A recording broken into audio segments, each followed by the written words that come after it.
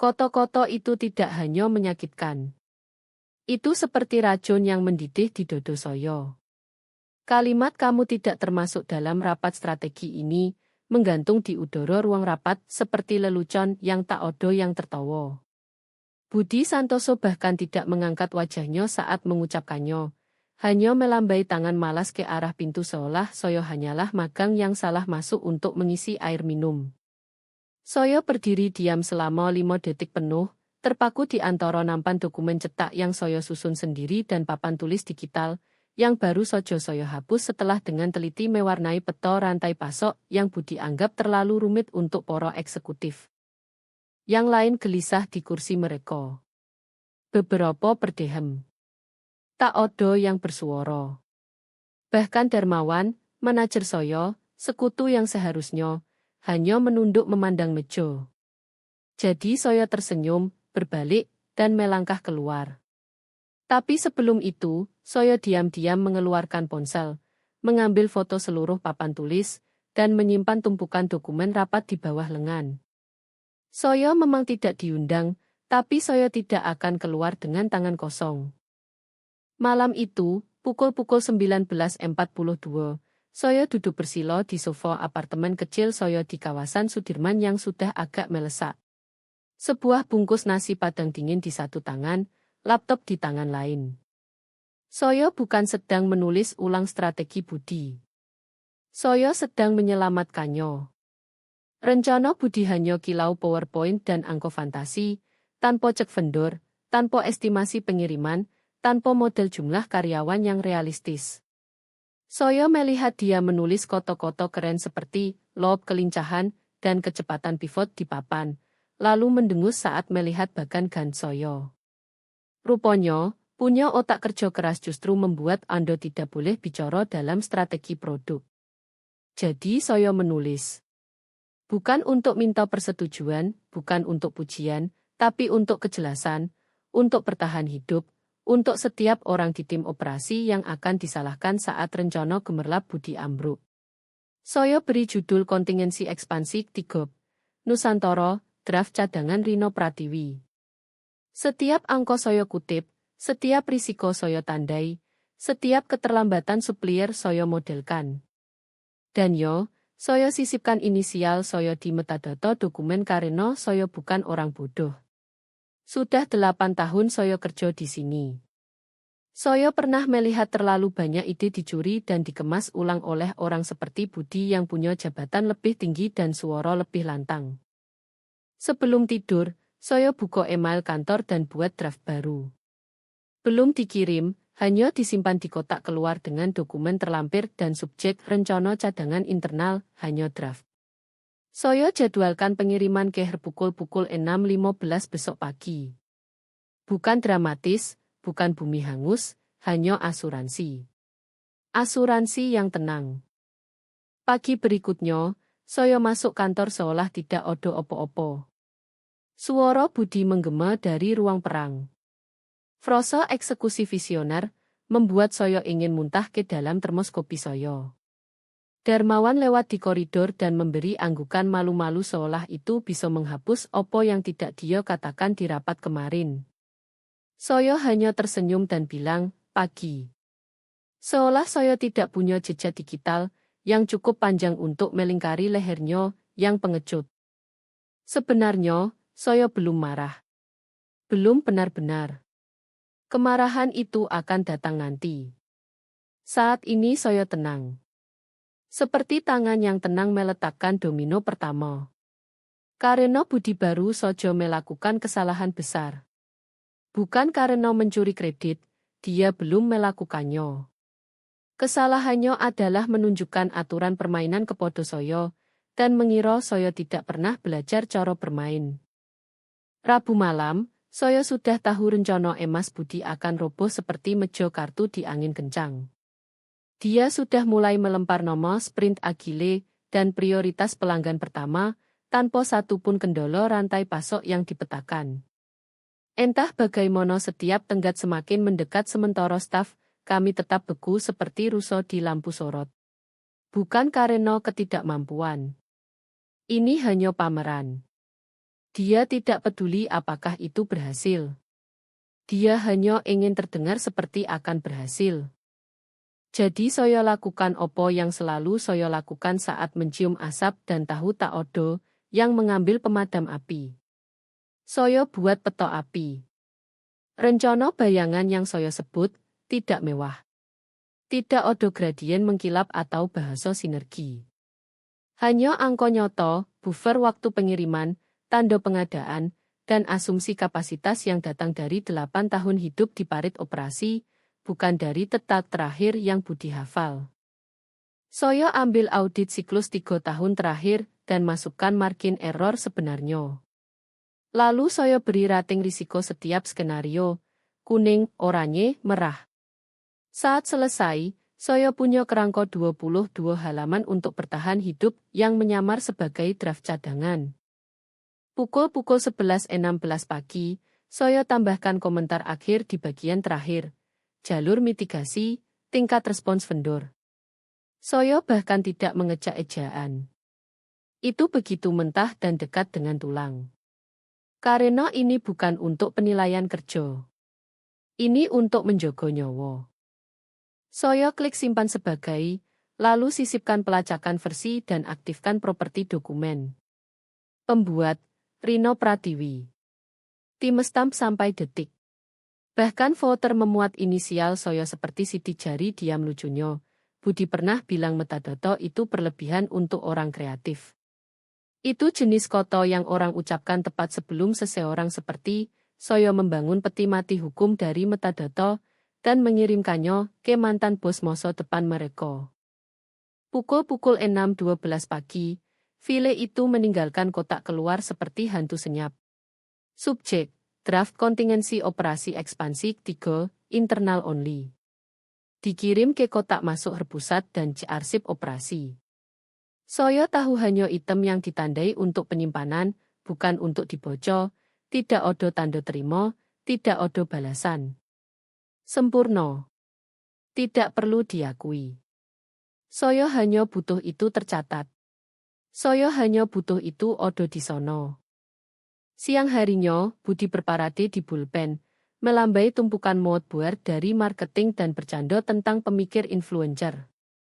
Dia lewat meja saya dan menjatuhkan satu di atas keyboard tanpa berhenti. Inspirasi, katanya, seolah memberi hadiah bukan migrain. Pria itu pikir gambar stok turbin angin dan sekiline kota bisa menambah lubang peta logistik yang bahkan tidak bisa hitung keterlambatan inventory. Saya tersenyum, balik kertas itu, dan pura-pura mencatat. Yang saya tulis sebenarnya, turbin angin bilang lebih banyak dari podo yang pernah kamu ucapkan. Setelah kerja, saya tidak langsung pulang. Saya tinggal 1 jam ekstra di kantor, diam-diam menyisir log respons vendor, dan menandai 5, yang paling mungkin langgar kontrak saat order melonjak. Saya tambahkan ke lembar baru. Fase 2, kurva volatilitas. Itu membosankan, presisi, teliti, segala yang tidak dimiliki Pitch Budi. Tahukah Anda apa yang tidak diceritakan tentang menjadi tak terlihat? Itu memberi Anda waktu. Tak ada yang mengawasi hantu di sudut. Tak ada yang bertanya kenapa dia masih di meja setelah pukul 19 atau kenapa jarinya masih bergerak saat lampu sudah redup setengah. Mereka hanya anggap Anda dedikasi atau kesepian atau campuran yang nyaman. Saya manfaatkan itu. Biarkan mereka percaya. Biarkan mereka pikir Rino Pratiwi adalah wanita yang lembur karena tidak punya kegiatan lain. Biarkan mereka meremehkan saya habis-habisan. Karena dalam 3 minggu, Budi akan butuh rencana cadangan. Dan tebak siapa yang sudah menulisnya? Senin berikutnya, strategi emas Budi sudah mulai copot segrup seperti mesin rumput berkarat yang terbakar. Dia masuk ke ruang operasi dengan cetakan baru dan rasa percaya diri sombong yang dia pakai seperti parfum mahal. Kita di depan jadwal, katanya sambil membalik timeline yang entah bagaimana dimulai sebelum kontrak pengadaan kami bahkan diselesaikan. Saya tidak berkata opo-opo, hanya buka laptop dan mengetik. Versi 4 sekarang benar-benar abaikan ambang onboarding. Delusi atau hanya keangkuhan biasa. Anda bisa mencium stres yang bocor lewat panggilan Zoom. Vendor di Surabaya melaporkan bottleneck pengiriman. Rencana Budi minta mereka kirim unit fase 1 seminggu sebelum kami konfirmasi kapasitas rak. Logistik melapor 3 jalur keluar tanpa sopir. Fulfillment kirim email dengan subjek cek kewarasan cepat. Saat saya buka, itu hanya screenshot bahkan Budi dengan emoji menangis merah di atasnya. Dia tidak pivot. Dia improvisasi. Dia mulai buat keputusan dadakan di rapat sinkron, melempar perintah setengah matang ke udara seperti pancake di wajan panas. Suatu saat dia usul lewati checkpoint untuk tingkatkan kecepatan. Dan saya bersumpah setiap orang di ruangan berkedip serentak seolah udara tersedot. Tak ada yang tantang dia keras-keras. Tapi saya rasakan. Coro orang melirik saya saat dia tidak melihat. Pandangan diam yang berkedip. Mereka ingat apa yang saya kerjakan. Beberapa bahkan sudah lihat. Saat itulah mulai. Tangan diam, operan halus. File saya, rencana bayangan, diedarkan seperti blueprint suci di bawah kekacauan. Darmawan cetak lembar respons vendor dan selipkan di bawah legal patnya. Saat review eskalasi, celoro dari gudang forward hanya lembar model risiko dengan catatan lihat ini, kupikir berguna. Anonim. Saya tangkap Joko di pengadaan sedang edit spreadsheet yang mirror draft saya baris demi baris. Mereka tak pernah ucap keras, tapi mereka pakai. Bukan karena resmi, tapi karena berhasil. Dan Budi.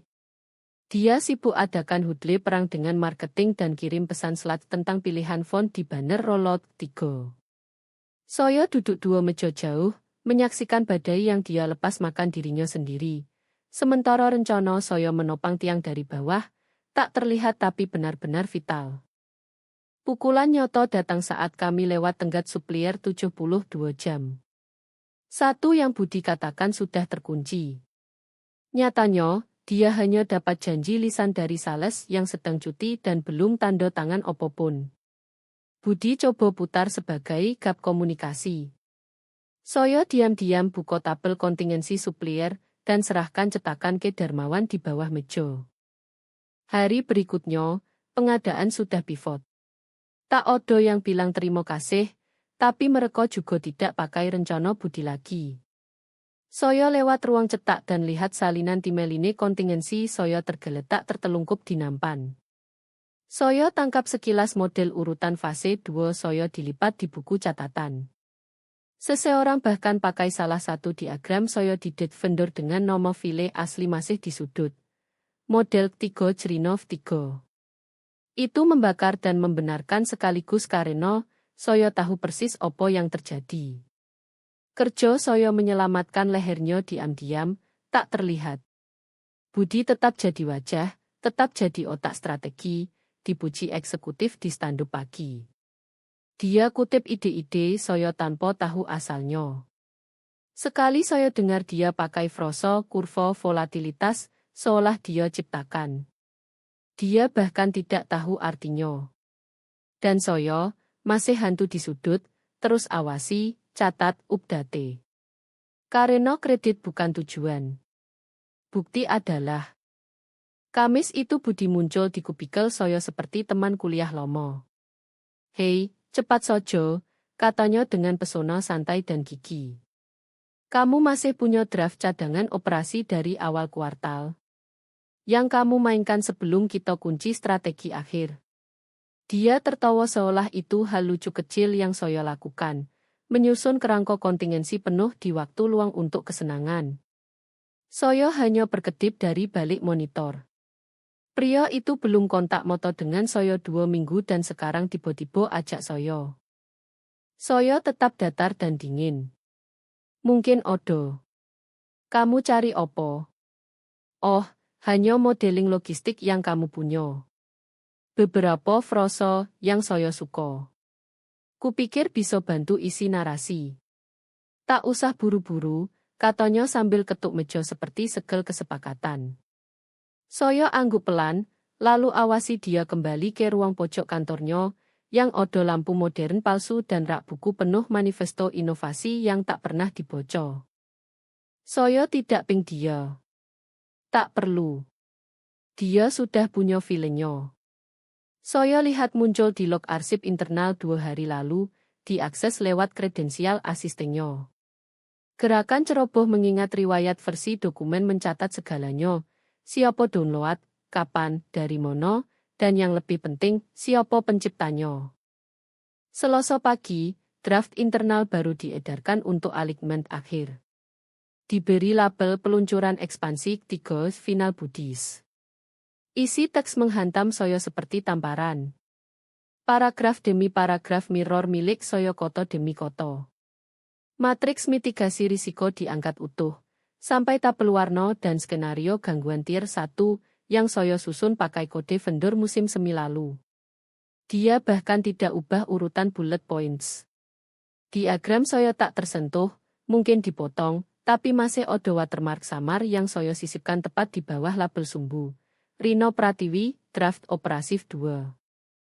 Saya tatap layar dalam diam bukan amarah saat itu. Ini kejelasan tajam seperti logam dingin, beda.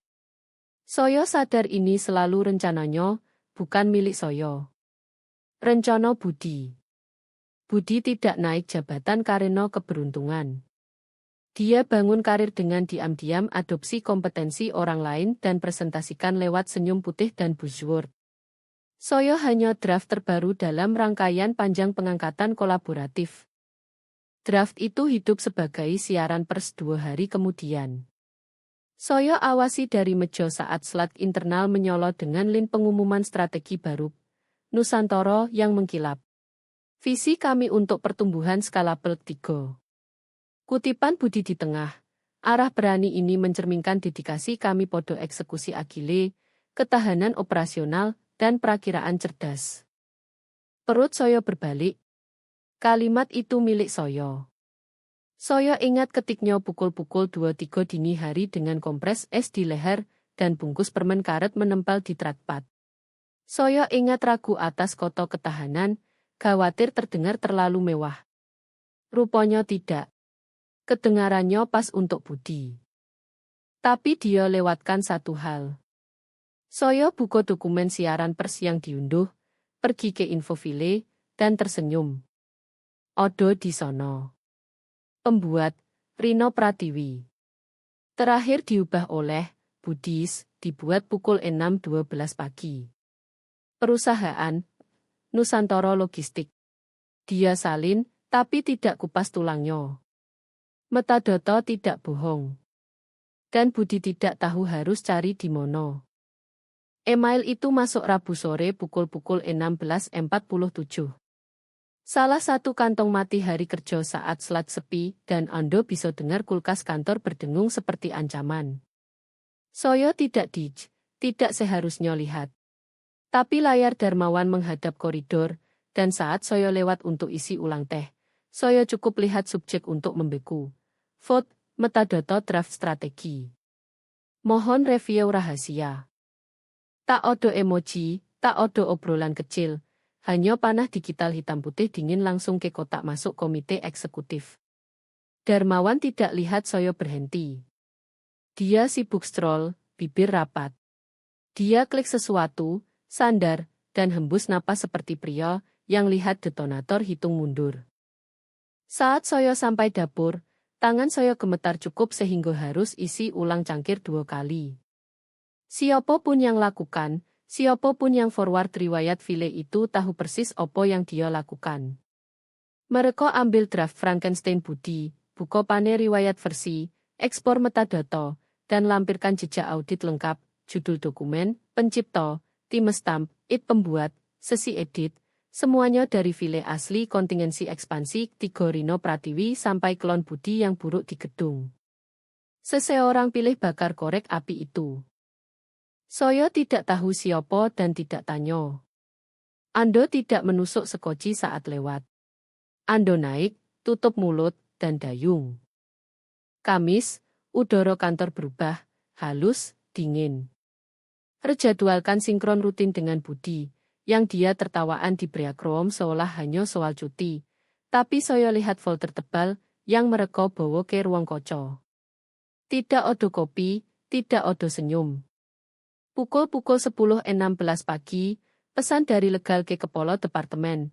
Mengingat kekhawatiran atribusi dokumen baru-baru ini, kami lakukan review internal singkat komunikasi strategi perencanaan ketiga. Mohon forward materi asli atau revisi relevan dengan peluncuran. Mereka sedang menggali, memancing, coba tidak buat keributan, tapi penyelidikan nyoto. Dan terkubur di logger, tepat di tempat saya tinggalkan berminggu-minggu lalu, odo file asuransi kecil saya yang tenang. Tim stamp, ditandatangani, berlabel draft kontingensi operasi. Terlampir. Froso Somo, diagram Somo. 2 minggu penuh sebelum versi final Budi. Metadoto tidak berbisik. Ia berteriak. Mereka tidak hubungi saya langsung. Begitulah cara kerja hal-hal ini. Mereka konfirmasi darah sebelum panggil saksi. Saya bukan subjek penyelidikan. Saya jejak forensik. Nanti hari itu Budi coba sebut nomo, saya secara santai di standup. Rino sudah sangat berperan di logistik belakang. Pahlawan tanpa tanda jasa, katanya dengan kedipan yang buat kulit saya merinding. Pahlawan tanpa tanda jasa. Seperti tepukan kepala setelah dompet dicuri. Saya balas senyum, diam, karena di suatu kotak masuk eksekutif, file saya sedang berbicara untuk saya. Undangan kalender mendarat pukul 8.01 pagi tepat. Subjek, review Dewan Atribusi Strategi. Tak odo konteks, tak odo nomor pengirim, hanya blok sistem di Outlook saya. 1 jam, pukul 9.30, pukul 10.30, lokasi ruang konferensi eksekutif, saya tatap 10 detik sebelum klik terima. Bukan karena siap, tapi karena saya tidak akan beri mereka kepuasan ragu. 5 menit kemudian Darmawan muncul di sisi meja seperti hantu, yang dipanggil ketakutan di perut saya. Dia tidak bilang selamat pagi. Tidak obrolan kecil. Hanya letakkan folder Manila di samping keyboard dan bilang, bawa file aslimu. Kamu akan baik-baik saja. Lalu pergi. Folder itu odo inisial saya dicoret dengan sarpi hitam. Di dalam, V yang ditandatangani, cetakan metadata dokumen Word asli, dan 3 screenshot log riwayat versi yang tunjukkan setiap edit saya dari pukul 1.16 dini hari sampai pukul 3.49 pagi malam itu. Dia cetak semuanya. Darmawan, yang lihat Budi hapus saya di rapat pertama dan diam saja. Mungkin ini maafnya. Mungkin rasa bersalah. Saya tidak peduli. Saya ambil folder. Saya tidak berpakaian mewah. Tidak latihan. Saya pakai blazer Somo yang saya pakai saat gabung perusahaan 8 tahun lalu. Hitam, robek di manset, agak longgar di bahu, dan saya ikat rambut keriting agar tak odo yang lihat keringat saya. Lalu saya berjalan. Koridor ke lantai eksekutif panjang dan terlalu sepi, seperti museum di mana semua potret menghakimi ondo saat lewat. Di ujung, pintu kaca ganda berlogo perusahaan terukir yang menangkap cahaya seperti peringatan. Resepsionis yang belum pernah saya temui beri anggukan sopan dan melambai saya masuk. Di dalam, ruangan dingin, tajam, dan terlalu terang. Kayu poles, kursi cerome, layar sebesar dinding dalam mode tidur berdengung rendah. Di sekitar meja duduk 3 anggota dewan, 2 wakil legal, 1 auditor eksternal, dan keuangan yang hanya saya kenal dari buletin perusahaan. Dan Budi, dia tampak tidak tidur. Kerah terbuka, rambut acak-acakan yang biasanya tidak izinkan. Dia coba senyum saat saya masuk, smirk miring yang dia pakai di rapat semua karyawan, tapi bibirnya berkedut salah dan tidak mendarat. Odo kursi kosong di sisinya. Saya tidak ambil. Saya duduk tepat di depan, letakkan folder di meja, dan lipat tangan di depan seperti akan buat argumen penutup. Tak odo yang bicara selama detik terlalu panjang. Lalu keuangan berdehem dan bilang, Bu Rino, terima kasih sudah bergabung. Kami hanya coba buat gambaran jelas soal kepengarangan strategi ekspansi 3. Odo kebingungan tentang materi sumber. Soyo angguk sekali. Soyo bisa jelaskan. Di kanan Soyo, salah satu anggota Dewan maju, jari disatukan. Kami terima dokumentasi pertentangan. Satu file tampak berasal dari workstation Ando, timestamp jauh lebih awal dari podo versi peluncuran publik. Budi langsung menyelo. Soyo hanya ingin bilang Rino dan Soyo kerja erat selama rollout ini. Kontribusinya. Soyo tidak diminta berkontribusi, Soyo potong, tenang dan roto. Soyo diminta keluar dari rapat. Diam Soyo buka folder, keluarkan cetakan pertama, lembar metadata, dan geser ke wakil legal, lalu draft kontingensi yang ditandatangani, lalu tanda terima email dari logger. Setiap dokumen diletakkan seperti bidak catur. Tanpa drama, tanpa suara tinggi, hanya fakta. Soyo tatap langsung Budi. Soyo tidak kerja di rencana Ando, koto Soyo. Ando pakai milik Soyo. Dia pandang ke bawah, tapi telinganya merah. Balik halaman pelan. Berapa lama Ando punya file ini? Sejak malam rapat strategi pertama. Soyo tidak diundang tetap, jadi Soyo buat kerangka kontingensi berdasarkan celah yang Soyo lihat. Salah satu anggota dewan bergumam, ya Tuhan. Legal garis bawah sesuatu dengan pulpen tertutup. Budi buka mulut lagi, tapi kali ini tak odo yang pandang dia. Satu anggota dewan bilang pelan tanpa menoleh, Budi, silakan keluar. Kursinya menggesek terlalu keras saat dia berdiri. Dia tidak pandang belakang. Pintu klik tertutup di belakangnya. Tak odo yang tersenyum. Tak odo yang berterima kasih. Tapi saat itu, Soyo tidak tak terlihat lagi. Mari kita klarifikasi kepengarangan, koto anggota dewan terdekat kepala meja. Dia lebih tua, rambut perak diikat bun tajam, tangan tenang di sandaran kulit, seolah sudah tahu jawabannya dan hanya ingin dengar kami ucap keras. Dia pandang Soyo, lalu Budi yang baru diizinkan masuk kembali dengan anggun seperti anak kembali dari kantor kepala sekolah. Jadi, siapa yang mengarang strategi ekspansi? Budi berdehem, duduk lebih tegak, dan raih cetakan siaran pers di depannya. Strategi ini, mulainya, adalah usaha kolaboratif yang dibangun dari masukan banyak tim.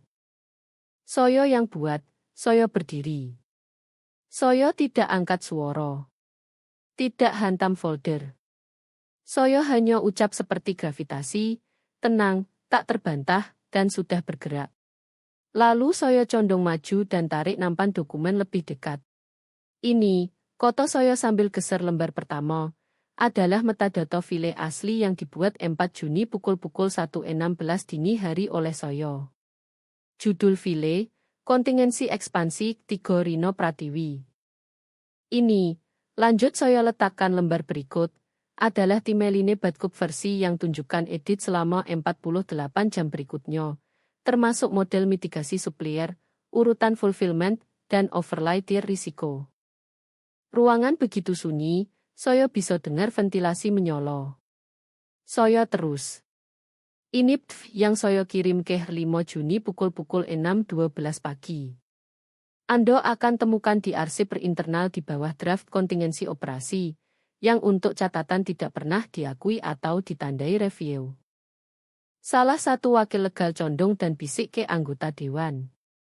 Dia tidak jawab, hanya terus pandang Soyo. Dan akhirnya, koto Soyo letakkan halaman terakhir di atas. Ini log pengiriman Outlook dari sistem email Soyo yang tunjukkan event kirim per timestamp.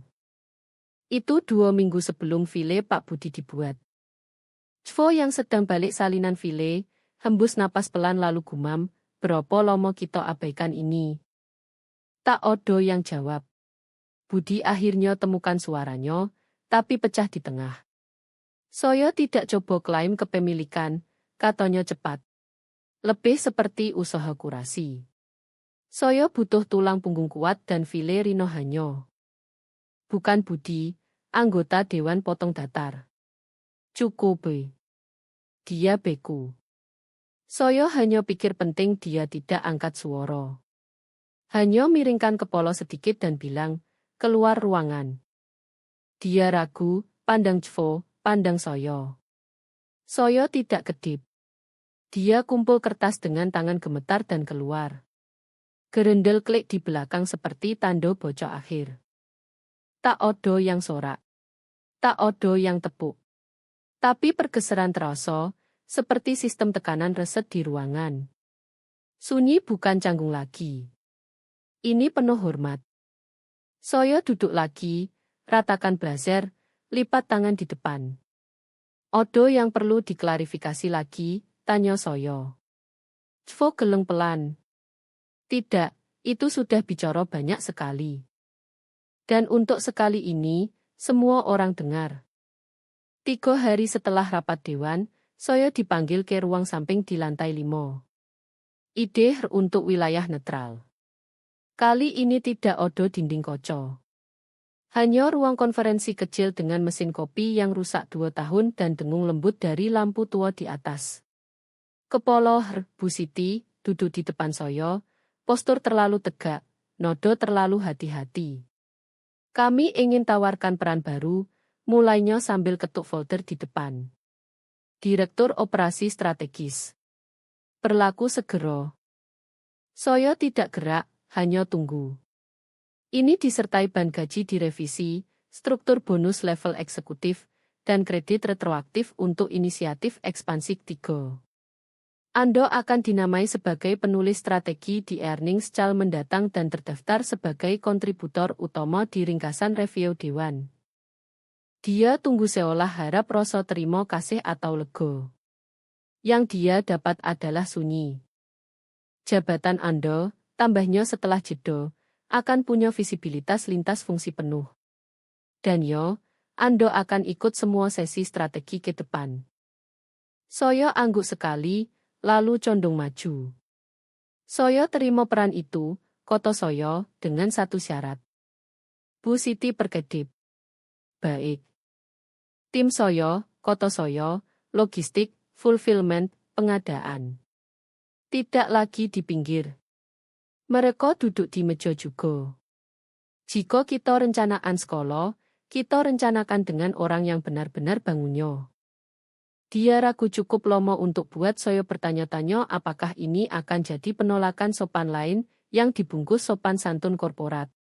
Tapi lalu dia anggu pelan. Saya pikir itu adil. Dan itu saja. Tidak ada balon, tidak ada tepuk tangan, hanya kontrak digeser di meja, penuh dengan tinta hampir habis, dan klik lembut cekboj yang akhirnya dicentang. File 5, 1000 koto. Jumat, memo pers internal perusahaan keluar. Nusantara Logistik mengakui kepemimpinan baru di operasi strategis. Rino Pratiwi ditunjuk direktur menyusul inisiatif ekspansi 3. Tidak ada sebutan Budi. Tidak ada sebutan kolaborasi. Hanya foto saya dari tahun lalu di acara book perusahaan, dipotong rapi di samping kutipan yang jelas diambil dari presentasi onboarding Lomo Soyo. Operasi adalah tempat visi menjadi kecepatan. Nanti hari itu Darmawan lewat meja, Soyo dan letakkan folder. Memo final untuk Senin, katanya. Soyo balik halaman karena kebiasaan, dan odo di sono. Nama Budi hilang dari daftar kontributor, dari header inisiatif, dari pohon routing email yang dulu lewat jari lengketnya. Hilang seperti dia tak pernah odo. Saya tidak rayakan. Saya tidak cerita siapapun. Saya hanya update tanda tangan email, Rino Pratiwi, Direktur Operasi Strategis, Nusantara Logistik. Dan saat saya kirim undangan kalender berikutnya, untuk kick-off perencanaan keempat, saya pastikan setiap nomor dari tim saya odo di daftar. Tidak ada ruang terpisah, tidak ada sudut diam, tidak ada hantu. Kami tidak hanya diundang kali ini. Kami yang jadi tuan rumah. Ruangan sekarang berbeda. Kursi sama, papan tulis sama, karpet konferensi tanpa jiwa dan pot kopi basi yang rasa seperti kardus dan penyesalan. Tapi sunyi tidak berat lagi. Ini penuh harap, seperti jeda tepat sebelum orkestra dawai mulai main. Ini sesi strategi keempat, rumah penuh, marketing, legal, produk, operasi. Hanya satu kursi kosong, milik Budi. Tidak ada pengumuman pernah keluar. Tidak ada email perpisahan. Tidak ada kami doakan yang terbaik dari Her. Hanya kedipan pelan di bagan organisasi 2 minggu lalu dan kalender yang dicabut. Dia hanya dihapus seperti noda yang Anda gosok dari layar. Dan tak ada yang sebut namanya. Bukan di koridor. Bukan lewat. Bukan di sini. Saya masuk 5 menit lebih awal, laptop di satu tangan, folder kertas di tangan lain, sekarang hanya simbolis, tapi terasa benar. Dengung ruang rapat meredo. Legal angguk. Darmawan senyum, kali ini dengan sesuatu tulus di belakang. Saya ambil kursi di kepala sisi panjang, tempat yang dulu Budi klaim seperti tahta. Hanya saja saya tidak meregang, tidak menggunggung perintah, tidak main otoritas seperti teater. Saya buka laptop. Cek catatan. Dan tunggu. Di seberang ruangan, magang baru berdiri canggung dekat pintu. Baru lulus, mungkin tidak tahu apakah boleh bernapas di ruangan ini. Dia pegang buku catatan seperti pelampung dan tatap kursi kosong terakhir tepat di samping saya. Dia tidak gerak. Saya angkat wajah dan tangkap matanya. Lalu saya ulur kaki dan tarik kursi itu beberapa inci. Dia berkedip. Saya senyum. Duduk, kata saya. Kursi itu untuk siapapun yang punya ide layak didengar. Dia ragu, lalu gerak, pelan, cepat, duduk, buka catatan, dan begitulah rapat dimulai. Tak ada yang pertanyakan karena ruangan itu tidak lagi milik suara paling keras atau jabatan paling mewah. Itu milik yang siap, yang tangguh, yang tetap saat pintu dibanting tutup. Saya pandang sekali lagi sekeliling meja, semua mata ke depan, tidak ada suara hilang yang saya rindukan, tidak ada kredit curian yang perlu dikejar. Saya sandar, lipat tangan, dan katakan satu hal terakhir sebelum mulai. Saya tidak peduli dari mana Anda berasal. Jika ide Anda tajam, duduklah.